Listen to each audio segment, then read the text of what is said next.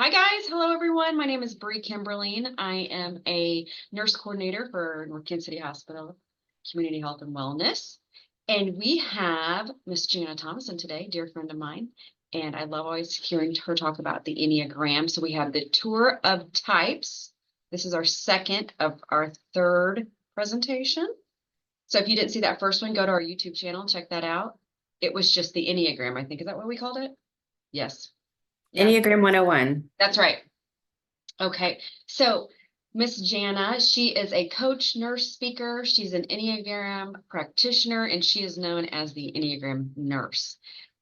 She's an empathetic nurse and life coach. She believes in combining self-awareness and intentional focus in the key. Intentional focus is the key to unlocking our fullest potential. This intentional focus is about channeling our energy and attention deliberately toward what truly matters to us. She supports and guides clients who want to reinvent and rediscover themselves. She's helped me do that. And live an aligned, joyful personal and professional life. Working together, you can break free from self-limiting beliefs and old patterns, fostering profound growth and transformation. Thank you for joining us, Janna. Thank you. And we're going to go over the types today, so I'm excited. So I'm going to turn it over to you. Okay, awesome. Well, welcome everybody. I'm just going to share my screen here. Oh, one thing, sorry. Yes. Chat is open. If you have a question, punt it there, and I will just stop Janna and we'll chat about your question. Or the Q&A is open too, so it's up to you. She does like to interact a lot, so make sure you guys have those up on the bottom of your screens. And sorry to interrupt. Okay. No. Yeah, definitely. If you have any questions, please feel free to drop them in the chat and we can talk about that. So welcome everybody to session 2. We are doing the tour of the Enneagram types. And then want to invite you to the next session in about a month of, everything that we're going to go over today. That's all great. We learn a lot, but how can we really apply it in our life to make a difference, to make change, to make some growth? So that is our next session. So thank you for joining. And like Bree said, I am a nurse that really cares about the mental and physical health of folks. And one of the tools that I have really found to make really life-changing results in my life is the Enneagram. And so I always like to share it with folks. I always like to say I have a soft spot for North Kansas City in my heart because I spent a good portion of my career there, about 20 years. So go North Kansas City. All right, so last month we kind of talked about what the Enneagram was and that we all have this lens at which we view the world and how important it is to recognize that other people have different lenses and that we have this lens at which we see the world and it's always going to be there. But as we start to notice what our lens is and we start to understand that other people think, feel, and act differently than us, and then I can start to make some changes and notice and acknowledge some of the lenses that I have. So just want to kind of start here for those of you that maybe weren't on the call last week, but this is the symbol of the Enneagram, and it is a 9-pointed figure that is dynamic and interconnected. Each type is represented by a number and a different way that that person sees or views the world. Each number is determined by a motivation, not necessarily a behavior, but really what you're motivated by internally. And you may or may not know your number, but regardless, this time will help you notice things in yourself as well as how you relate and deal with others. And I think that we could all use some help there. Like I said, discovering the wisdom of the Enneagram has been really pivotal in my growth as a human, as to be the most authentic, real, true version of myself. So today, I just want to encourage you as we go through these types to be honest with yourself. Sometimes some of this stuff is hard to swallow. In fact, that was kind of a key to me to help me understand what my type was. So don't be judgmental to yourself. it was hard for me because that was all of the things that I didn't like about myself. That's how I kind of figured out my type. So just be open and curious, not judgmental. Um, let's see. And then it's really important to learn about all of the other types because you may see yourself in that, or you may see a family member or a coworker or a loved one. But just want to encourage you to be curious and open.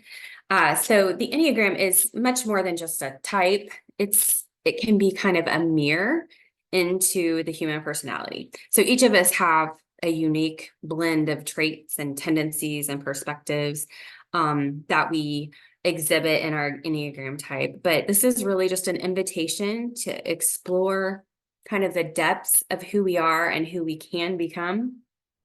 So this is going to be a guided tour of the 9 Enneagram types. Each one I'm going to explain from the perfectionist to the peacemaker, from the individualist to the challenger. We're going to go through all of these different types and talk about some of the human experiences. We're going to talk about tendencies that can shape our thoughts, our emotions, and our actions. So I just invite you to open up your heart and again, be curious, also with some compassion. Okay, so the way that it's going to work is I'm going to show you one slide and do a description of each type. And then the next one is going to be a narrative of what that type might hear. So I'm going to be doing a lot of talking. You just kind of just listen and absorb. And then finally, we're going to talk about the motivations and fears of each type. So again, if you have any questions, please feel free to stop me and just kind of use this time for yourself and listen along. So we're going to start at the type 1, and they are called the reformer or the perfectionist, and they bring goodness to the world. They seek perfection and constantly strive to improve. They want to improve themselves. They want to improve you and everything around them. They are self-controlled, quick to judge, and they spend a lot of energy trying not to make a mistake. Many times they can be seen as overly critical of others, but most of the time they're their own worst critic. So they have a really harsh inner critic that never stops talking. They search for perfection and correctness. You may hear words come from them like I ought to, or you should, or I must. And they give up pleasure for what needs to be done. They always have a to-do list, and they may give you a to-do list as well. They can notice errors. They can spot an error a mile away, and they want to correct it and make it right. They may reload the dishwasher behind you or come behind you and refold the clothes. I don't know if that sounds familiar to any of you. They can tend to deny anger and then push it in and repress it, and then eventually it spews out and erupts. So perfection, remember, perfection is rough for these types. So I just have this screen here where it lists the authentic and the adaptive. And if you remember last time, the authentic is that good, pure, wise part of you. And the adaptive is what layers that you've maybe put on to cope, to survive, from things like shame, anger, and fear. So as you're looking over this, I'm going to do a narrative of a type 1. So I am very conscientious and I want to be a good person. I want to be grounded, ethical, ordered, and work for the good around me. At my best, I can be very insightful and discerning. I have very high standards. I can spot when something is wrong and I will work really hard to make it right and better. I have a hard time when people don't have the same standard for their work. When people are irresponsible and don't follow the rules, I get resentful. Think of if somebody's maybe budging in line. I take myself very seriously. Fairness and correctness are at the top of my list. If it's not right, I will reform it, clean it, restructure, organize it, and do whatever it takes to make it better. I'm just going to check the chat here.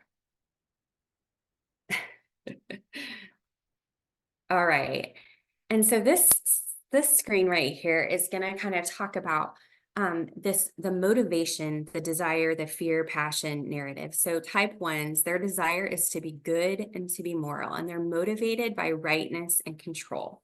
So all of these types may sound similar to you, but you really have to look at the motivation for yourself and those around you. Like, what are you motivated by? You can look really different on the outside, but still be a type one, on the inside, that internal motivation.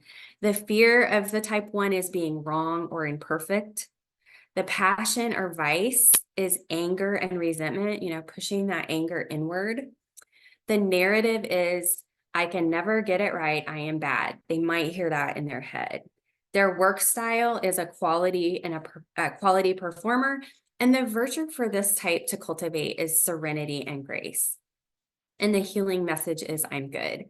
And when we talk about virtue to cultivate, this is really that path to growth. So really helping those type ones find some serenity and grace for themselves, especially, and some peace. So when I talk about the motivation and the virtue to cultivate, that's kind of what I mean.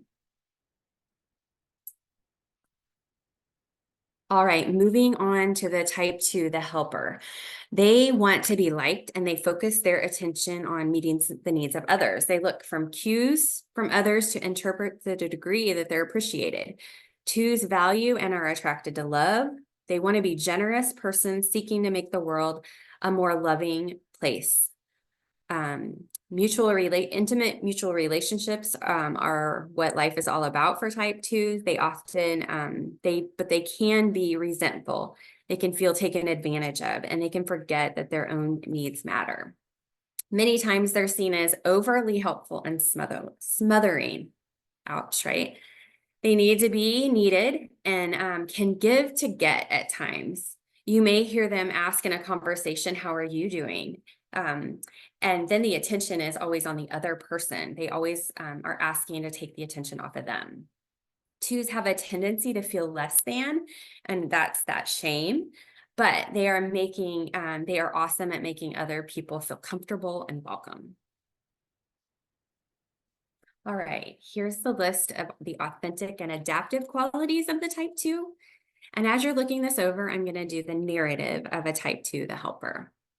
I am a friendly, self-sacrificing person. I love to see what a person needs and to be the one to give it to them. I'm very intuitive and sensitive to others. I have a strong desire to be loved and to be appreciated for what I do. I naturally give of myself.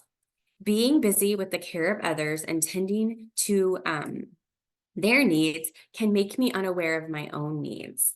I'm not good at saying no. I don't want to disappoint, and I put more energy into loving others than into myself. When I am offended, I can get revengeful or vindictive, and it saddens me if people think I'm trying to control them through my caring.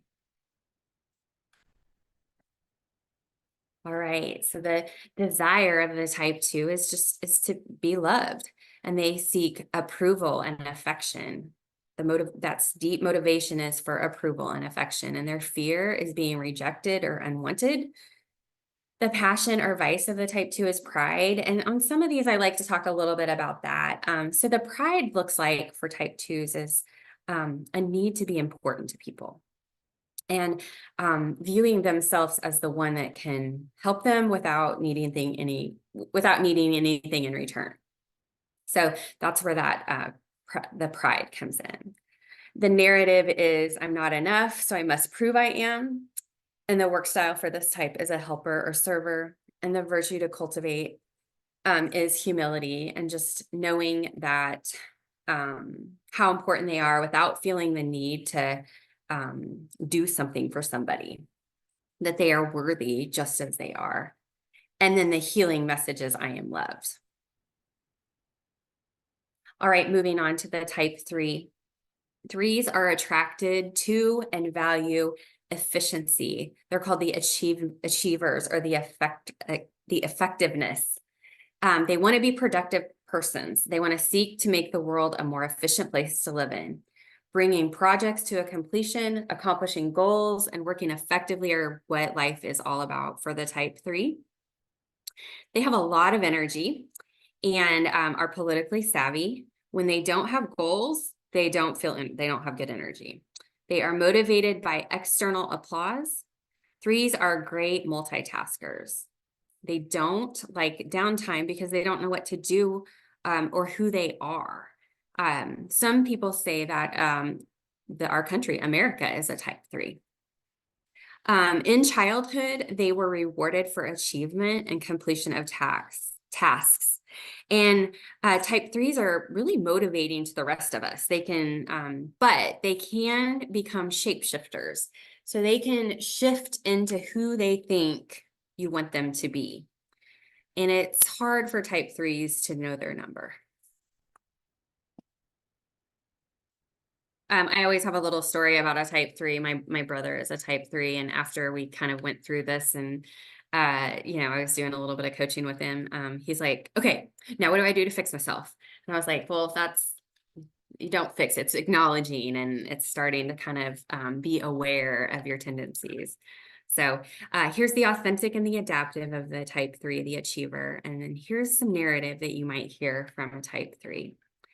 I'm a productive achiever who wants to make things succeed. Greasing the wheels to make something happen is second nature to me. My image matters. I like to shine and look competent. I want people to think I'm wonderful and accomplished. I take my identity from what I do and what I achieve. Sometimes I think my value comes from doing and not being. That's a big one. Life for me is often a series of tasks, of goals, and accomplishments that I do at a high rate of speed. I want to avoid failure. I like to lead, and I'm a great motivator. I set aside my emotions or my needs to get a job done. Under pressure, I can tend to cut corners and push through the process, even if it means being superficial or deceitful to myself. All right, so the desire of the achiever, the type 3, is to feel valuable and worthwhile. And they're motivated by effectiveness, getting things done, and their fear is being worthless. And the passion for this type is deceit, and deceit to themselves. They don't know themselves. They don't allow themselves to sit and to be aware of that. The narrative for this type is I'm not enough, so I must show that I have worth. The work style is a producer, a networker, and their virtue to cultivate is truth. Really figuring out what is in there internally and starting to come to grips with that and acknowledge it and work through that. And the healing message is I'm valued.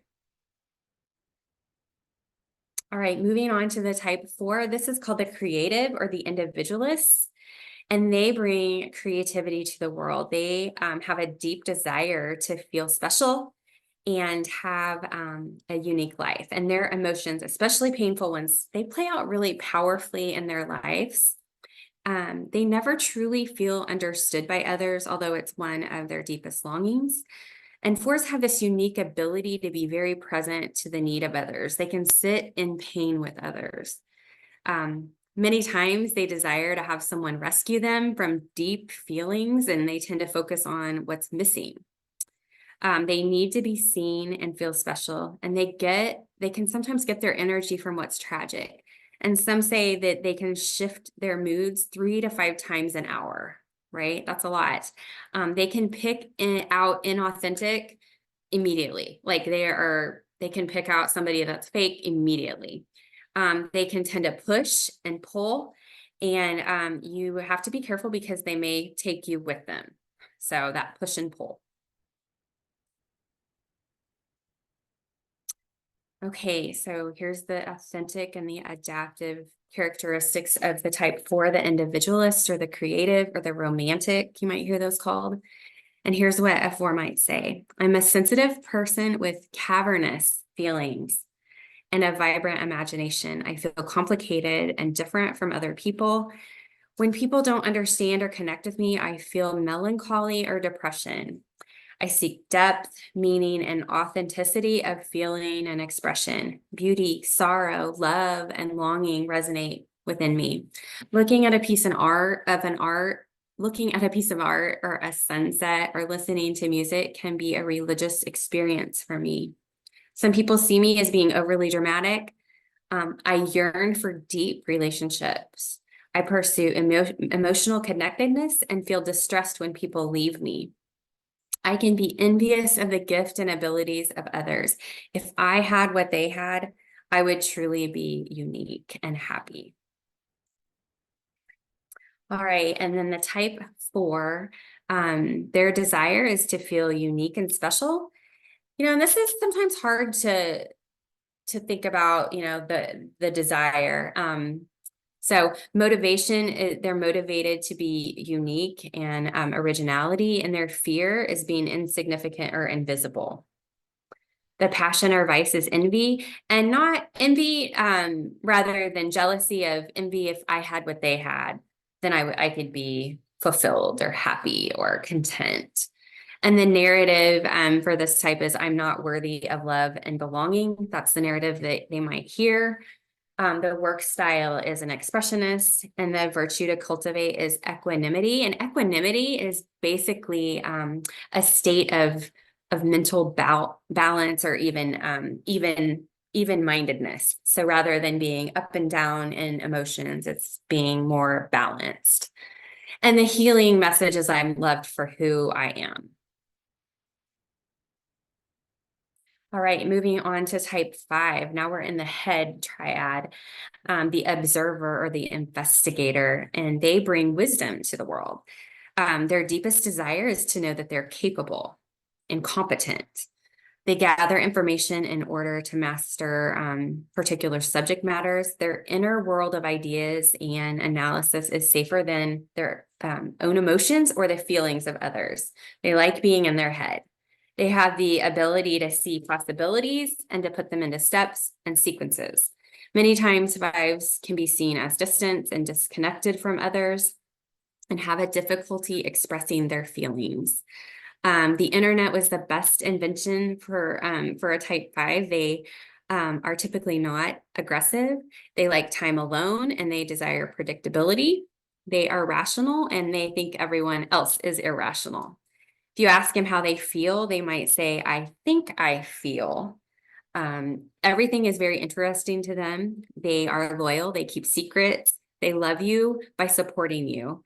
And it's brave for them to show up in relationships. Many times, I think this is kind of interesting. They start the day with a half full battery, and every interaction that they have with someone is taking that battery down a little bit lower.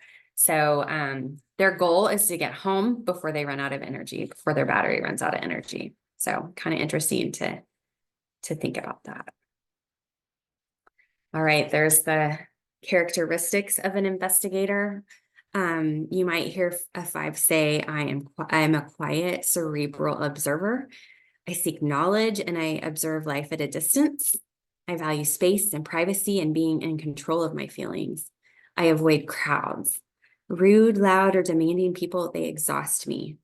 I don't have a strong need to be with people. I don't like to be in the middle of things. I enjoy thinking about an experience later when I'm not in the thick of it. Sometimes I feel socially awkward. I think my intellect can compensate for some of that, so I gather lots of information. When I'm stressed, I tend to hoard my energy in myself, and I can tend to get agitated and think that someone has either moved my things or disturbed my work. My mental life is very active, and my emotional life is very private. So these might be types that you've worked with them for 10 years and you don't know much about them. They're very, very private in what they share. All right, the type 5, the investigator, their desire is to be in the know and to be capable and competent. And their motivation is safety. And I like to explain safety is to protect their time and energy and space. So, that's when I first was learning and studying, I was like, safety, but really it's to protect their energy, their time, and their space. The fear is looking foolish or incompetent.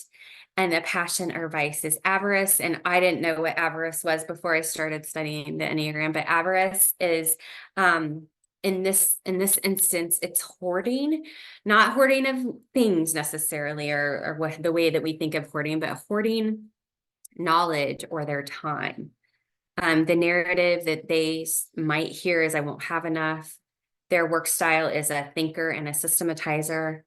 Their virtue to cultivate is detachment. And I like to explain this too. It's either detachment or non-attachment, opening up to the feelings, feeling their emotions when others come close to them, and giving them attachment and love. So living with less planning and more joy. And the healing message for this type is, my needs are not a problem. All right, moving on to the 6, which is also in the head type.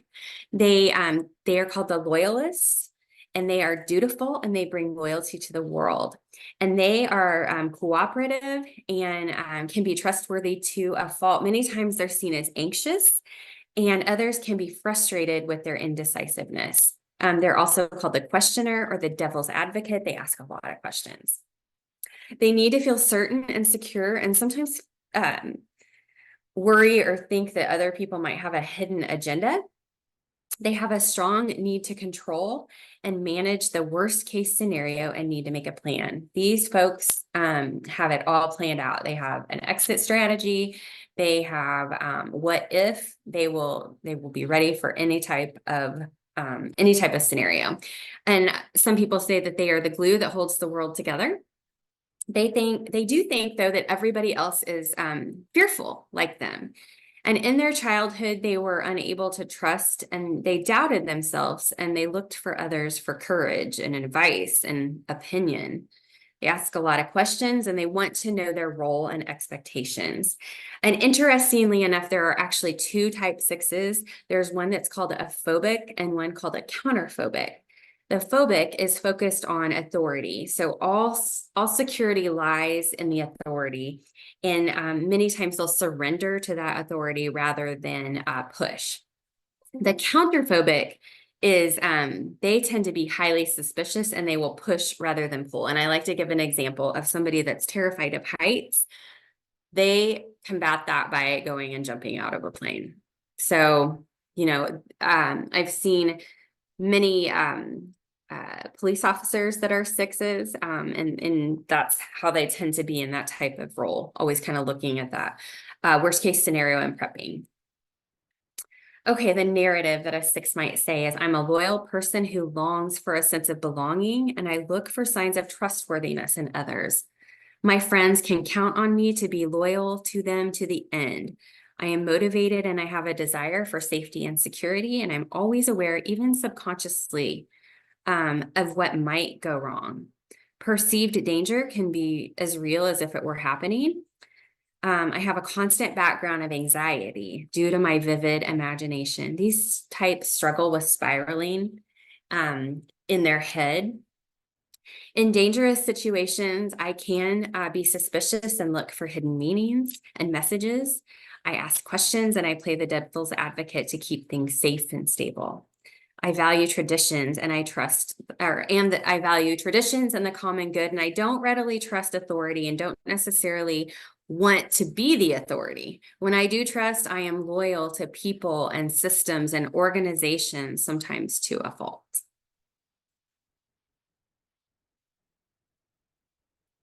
So type 6, the loyalist, their desire is to be safe and secure. Their motivation is security and survival.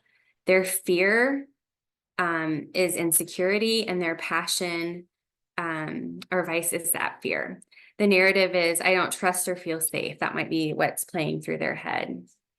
And their work style is a relator or systematic.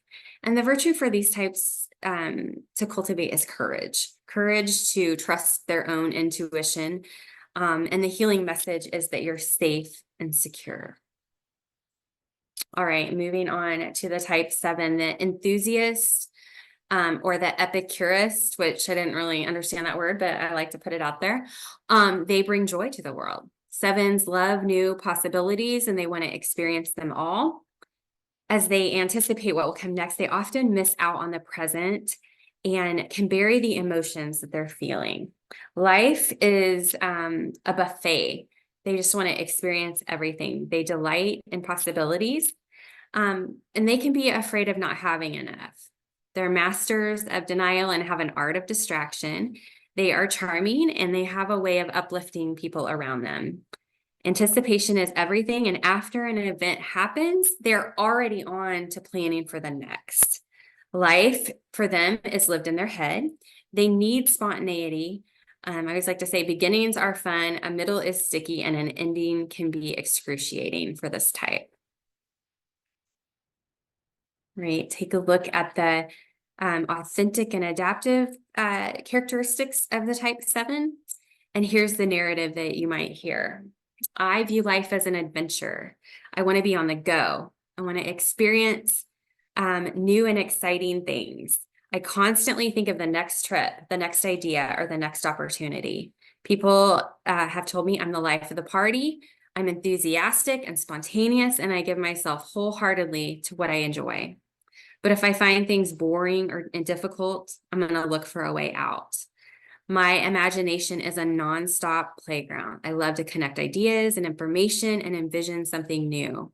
It's fun to get involved in projects at the beginning when things are fresh and the playing field is wide open. When painful or hard things happen, I try to change the channel by distracting myself and thinking of other things. I avoid pain. I am optimistic and I am counting on living a fun and enjoyable life. All right, and so the type 7, the enthusiast, their desire is satisfaction and fulfillment. They are motivated by joy, happiness, and variety. And the fear for this type is pain or deprivation. And the passion or vice that this type can sometimes fall into is gluttony. And gluttony, not as like eating or drinking, but it could be, but just trying to experience as much as they can. That kind of gluttony. The narrative for this type that you might hear them say, this is boring and painful and I'm out of here.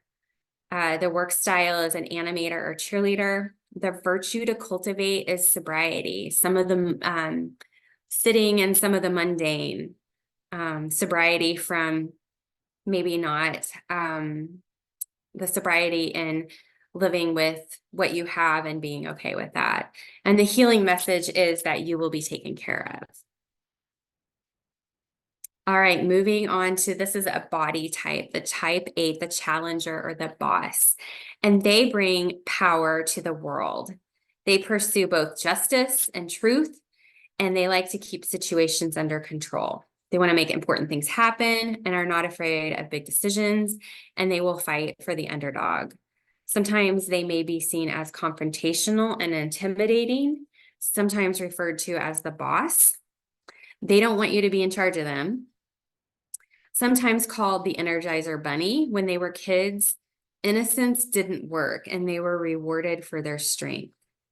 They are great cheerleaders if you're giving 100%, but if you don't give your all, they won't support you. And that's not 100% of the time, but they don't want you to beat around the bush. They want the straight facts. And this can tend to be the most misunderstood number, especially in women. And they're frequently called a B word. You know, 8s are seldom afraid. They're only afraid of vulnerability. So if you know an 8, that's a woman, it's a hard personality type to have because many times, you know, they can be referred to as a bad word when, you know, they're just taking the lead and being the boss and challenging.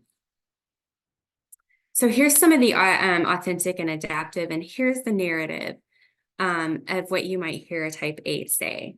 I am an independent, vigorous person who is comfortable taking the lead. I want to be respected for my strength and dependability, and that is more important than being liked. I'm a no-nonsense go-getter who values honesty and faithfulness. I have no room for people who choose to be weak, but I will crusade for those who are weak without choice. I will defend people I care about at any cost. I resist taking orders from people I don't respect or agree with. I will make my opinion known, my presence felt, and challenge the status quo. I am direct, confrontational, decisive, and courageous in the heat of battle. And I can create my own war. Some people may think I'm bossy, controlling, and ready to grab others' power. but I just don't want them to have power over me. I am known for having the last word. All right, and some of the desire of the type 8, the challenger, is to be strong and in control. They're motivated by power, and they have a fear of lack of independence or control. And their passion or vice is lust, and lust not in the sexual sense, but lust of the amplification of power or energy. The narrative that you might hear these types say is, I've had enough. They are an asserter, work style wise and decisive. And the virtue for them to cultivate, which they would probably say ooh to, is innocence and vulnerability. That's the last thing they want to do, but that's the work. And the healing message is you won't be betrayed. All right, lastly, the type 9. The type 9 is called the peacemaker, and they bring peace to the world. They are stable, they're optimistic, very supportive. They dislike conflict and tension, and they really just want everything to go smoothly, which can sometimes simplify problems. Many times they're seen as disengaged from others and their surroundings. They can avoid conflict with almost anything. Life goes on, and that brings them to sometimes forgetting themselves. They will set aside their own needs and merge. They will talk to anyone. They are loyal and probably won't reach out to you. They care about you, but they probably won't reach out to you. What you see is what you get. They go along to get along until they don't. They stay out of your business. There are two sides to everything. They're great mediators. 9s can have a passive aggressiveness. If they're angry and they want you to know about it, but they don't want to do anything about it. They want you to know that you're upset, but they don't want to talk about it or have conflict. Decisions for this type can take a long time. They may struggle with procrastination and may need some help prioritizing. They love nature and simple pleasures. Some of the research in the literature says that type 9s miss about 1/3 of what's being said to them. And they are easily distracted and think about a lot of different things. A little bit of, I don't want to, and I don't mean this negatively or bad, but sometimes squirrel brain, where they had a task and then they got distracted and went to this task, and then they're like, oh, okay. So, the characteristics of the type 9, and it says type 7, but it is the type 9 characteristics. I'm sorry about that. So the narrative that you might hear is, I'm a mediator who feels most comfortable when I bring peace and I bring harmony to people. I naturally see everyone's side in a conflict and how each perspective is worthy of consideration. I recognize people's agendas, and my diplomacy helps them make peaceful solutions. Negotiating peace and accommodating the feelings of others matter more than my own feelings. I can dismiss my ideas, my opinions, and it can make me feel passive or make me appear passive or indecisive, but I prefer to save my decisiveness for the important issues to me. I tend to keep my anger in check. Expressing it is so unpeaceful. I don't like confrontation and discomfort in relationships. I'm adaptable, calm, non-judgmental, and supportive. And I can see myself in all 9 types. Okay, and then finally, some of the characteristics of the peacemaker, and their desire is inner stability and peace of mind. The motivation for them is just peace. Their fear is loss and separation. The passion or vice is slothful or procrastinating. The narrative that this type might say is, this is too much, I've had enough. The work style is a diplomatic or a mediator. And the virtue for this type to cultivate is action. And the healing message is that your presence matters. So I'm going to pause there. And any thoughts or feelings or aha moments come up for anybody? Please feel free to put that in the chat. And then I'm just going to go back.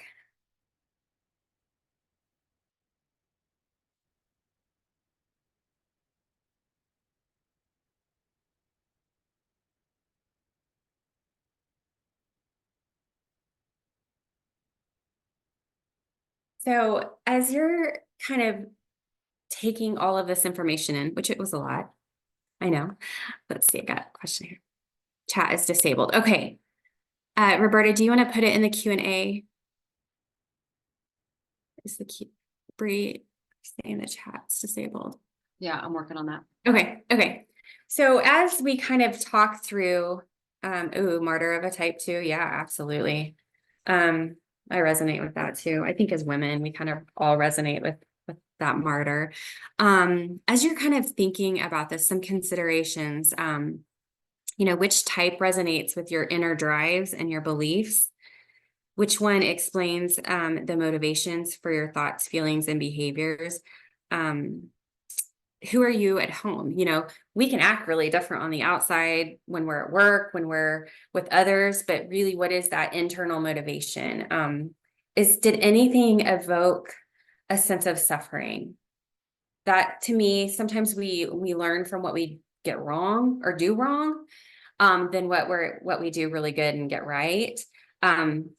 Something in the Enneagram world that they talk about, sometimes the very best part of you can also be the worst. So that loving, generous part of the type 2 can sometimes, be the worst. So is there any of the types that made you feel uncomfortable, which, maybe did have a ring of reality?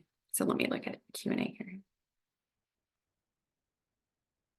Janna, for me, on deciding which one I was most like, it was the motivation that really that you taught me, was like, what is my core motivation and what is my core fear? And that helped me solidify what I was. Because like you said, I could see myself in all 9 of them. Oh, Some yeah, degree. absolutely. Yeah. And again, we talked about it a little bit last time. And this is not black and white and an exact science. Really, this is you kind of looking inward and deciding that yourself. I do have a couple tests that you can take, but it is just a starting point, a data point. You really do have to look at, you're the only one that can decide what that motivation, that deep motivation, is for you.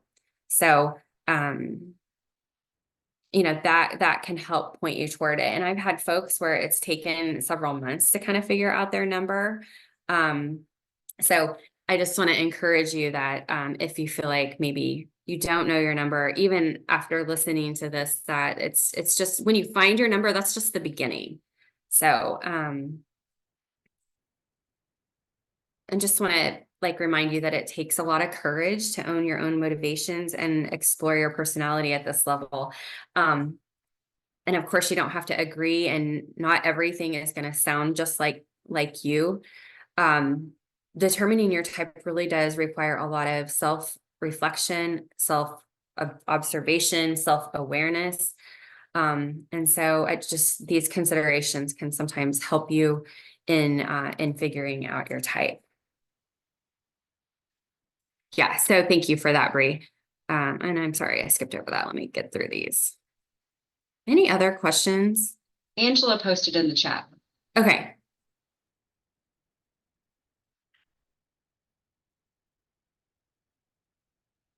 In the chat.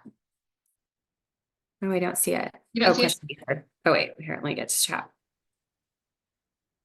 Oh, yeah, that's a great, at 57, it's interesting to see what I was and how I've grown, who I've grown into.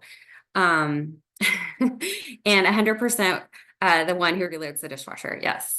I think we can all relate to that. And I think a lot of that comes with life experience and just age of, you can see how not immature, but yes, immature, that, and just the growth of how you relate and act and react and think and feel, that grows with age. So yeah, I 100%, you can, when you see the adaptive behaviors, it's really interesting to see when you weren't at your healthiest, that's those characteristics really came out to play. Yeah. All right. So many times it's really easy to know your type. Sometimes it's not. And so just kind of take in this information and really just let it percolate. Things that maybe you've known about yourself unconsciously will suddenly start to be clear, and you'll have some aha moments of where you're like, oh, okay, I see that now. Like for me, it's been really a great opportunity for me to pause when I'm triggered by something. An example I like to give is I remember asking my son to take the dog out, and he was like, no, I don't want to.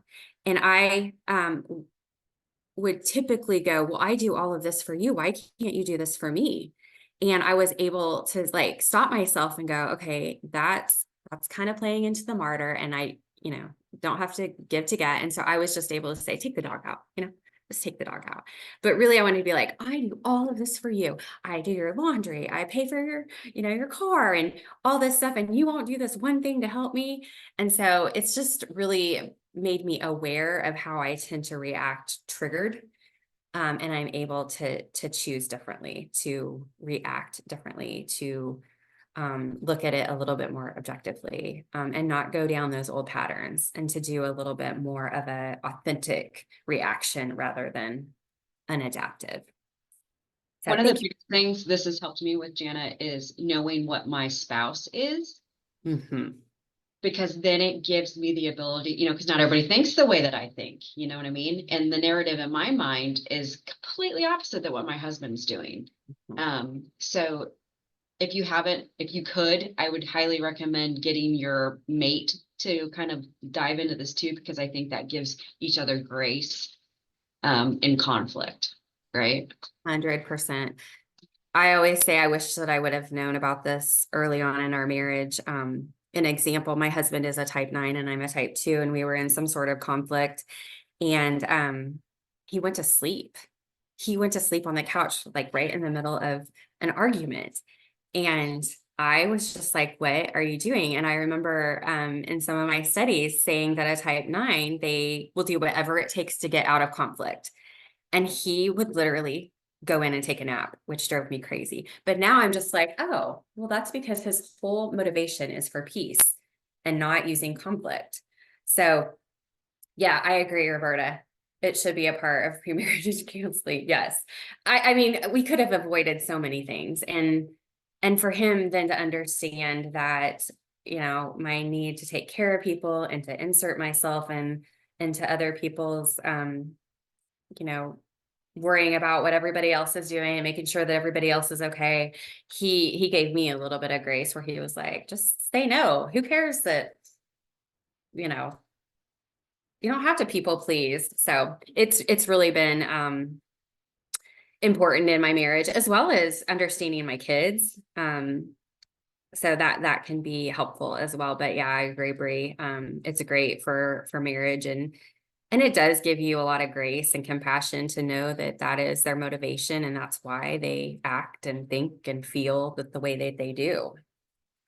Angela mentioned in the comment that she was raised by two sets of parents, and one set were solid ones, the both of them. Like, wow, that's hard.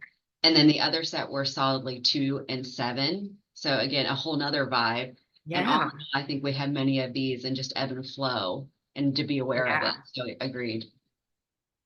Oh yeah, thank you for sharing. And being raised by ones is hard because they appear to us that are not ones as being really critical. And then in their mind, they have this inner critic that is just telling them you're not good enough. Repress this. And so I have a great compassion to ones, because it's hard being a one and always seeing, picking out errors and wanting to make things better. And that's really what they're driven to. But when you're not a one, that's hard to see. I did a speaking engagement up in Idaho on Nurses Day a couple of years ago, and One of the nurses is a type 1, and she truly believes that her irritable bowel syndrome and her problems with her gut was caused from repressing, like shoving everything down and being so hard on herself and so critical internally that the body keeps the score. And so she really believes that over the years that stress and that harshness on herself caused her body, to have irritable bowel. So it's kind of interesting. Yeah, thank you for bringing that up. And sometimes, I'm like, I want to be a 7. That sounds like fun. And, you know, that's something they want to be the life of the party. I mean, that's not me, but I like the 7 energy. And, one of the things that I've done in my life is incorporate more, my family would call it forced family fun, but it's like, I schedule fun. I've decided that I need more fun in my life. And so I schedule fun into my life. Okay.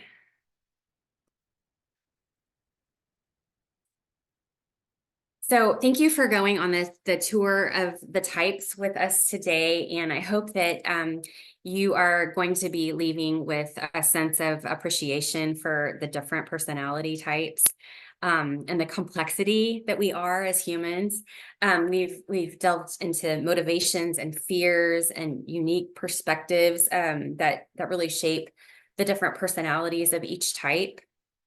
And I just want to invite you to the application of next steps. And the journey doesn't really end there. And the Enneagram is a tool, but it's a tool for understanding ourselves and others, but really it's a lifelong path of self-discovery and growth. So knowing your number is just basically the first step. So as you continue on your Enneagram journey, I just want you to embrace the wisdom that you've gained and start to apply it. And we're going to go over the application of the Enneagram in your life next session. So June 13th. June 13th at noon. But just invite you to keep asking questions, seeking understanding, embracing that self-awareness, that self-discovery. And then, having someone to talk to about it, that can really be helpful. It's great to learn all of this, but to have a discussion with your spouse or your loved one or your kids, and to have that communication of back and forth of what you've discovered can really be helpful. Okay, and then we talked about questions. I did just want to put this slide up here. If you are interested in taking a test, there are 2 that I recommend. Truity.com is free, and then the WEPS, since WEPSS.com, and that's a $15 fee. And then I think I put this up last time. If you're interested in joining my email list, promise I won't spam you with a million emails. Feel free to scan that QR code there. And I hope to see you on the next call. So if there's no more questions, Bree, I'll hand it back over to you. Janna, where can we find you? Well, thank you for asking. I am at the enneagramnurse.com is the website, and I'm kind of going through some different changes with that. Right now on Instagram, it's at Janna.Thomason. So please feel free to look there. I have a lot of information and some good quotes and topics. And on Instagram, you can find a list of some free decision-making guides, some needs and values, as well as some Enneagram information. Awesome. Okay. So thank you, everybody. Love it. I always learn so much. I love typology. I know. I've heard this a million times, and I could listen a million more times. No, it's pretty fascinating. It is. It really is. So thank you everyone for joining us today. Remember, June 13th is our last session with Janna from noon to 1. Go to nkch.org and you'll find classes and events. You can sign up there. You can also go to our YouTube channel, North Kansas City Hospital YouTube channel. We've got tons of educational content. We also post these videos after the fact. So if you missed the first one, go there and watch that one, the first one. And yeah, thank you so much. Thank you. All right, guys, have a good one.